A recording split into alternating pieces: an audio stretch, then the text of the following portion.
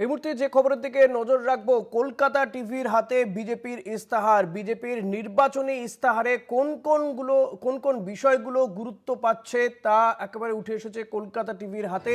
আপনাদেরকে যে বিষয়ে জানাবো, বিজেপির নির্বাচনী ইস্তাহার কলকাতা টিভির হাতে কোন কোন বিষয়গুলো এবারের ২৬-এর নির্বাচনে বিজেপির ইস্তাহারে গুরুত্ব পেতে চলেছে তা উঠে এসেছে কলকাতা টিভির হাতে। এই নিয়ে আমরা কথা বলবো। বিশেষ প্রতিনিধি অঞ্জন রায় রয়েছেন আমার সঙ্গে এই মুহূর্তে টেলিফোনে। অঞ্জন দা, কোন কোন বিষয়গুলো বিজেপির ইস্তাহারে গুরুত্ব পাচ্ছে, কি জানা যাচ্ছে?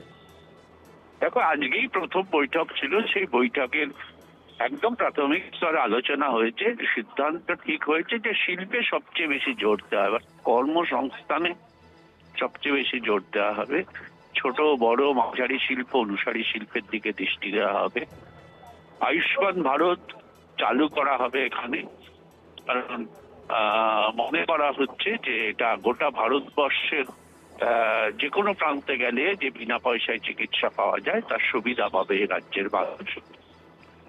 লক্ষ্মীর ভান্ডার ভাড়া বাড়ানো, যে ভাতা আছে তা বাড়ানো হবে, এবং সেই সঙ্গে সঙ্গে ডিএ, সরকারি কর্মচারীদের যে ডিএ, ক্ষমতায় আসলে ডিএ দেওয়া হবে। এরকম একাধিক বিষয় রয়েছে বলতে পারো।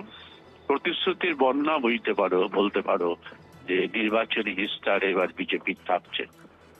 আপাতত প্রাথমিক আলোচনা হয়েছে, তাই নিয়ে সবাই বিভিন্ন বিষয় নিয়ে কমিটির সদস্যদের দায়িত্ব দেওয়া হয়েছে লেখার জন্য। কেন্দ্রীয় নেতৃত্ব আজকে এই বৈঠকে উপস্থিত ছিলেন। ধন্যবাদ অঞ্জন দা। কথা বলছিলাম বিশেষ প্রতিনিধি অঞ্জন রায়ের সঙ্গে। বিজেপির নির্বাচনী ইস্তাহার বা সংকল্পপত্র, যার থেকে বেশ কিছু গুরুত্বপূর্ণ বিষয় জানা যাচ্ছে। সেখানে কর্মসংস্থানকে গুরুত্ব দেওয়া হবে, রাজ্যে ছোট মাঝারি শিল্পকে যাতে নিয়ে আসা যায় সেই বিষয়ে গুরুত্ব দেওয়া হবে। ডিএ, সরকারি কর্মচারীদের ডিএ নিয়ে দীর্ঘদিনের দাবি, তারা যদি ক্ষমতায় আসে ডিএ দেওয়ার ব্যবস্থা করবে। লক্ষ্মী ভাণ্ডারে ভাতা অঙ্ক বাড়ানো হবে, এমনই প্রতিশ্রুতির বন্যা থাকবে বিজেপির ইস্তাহারে, এমনটাই জানা যাচ্ছে।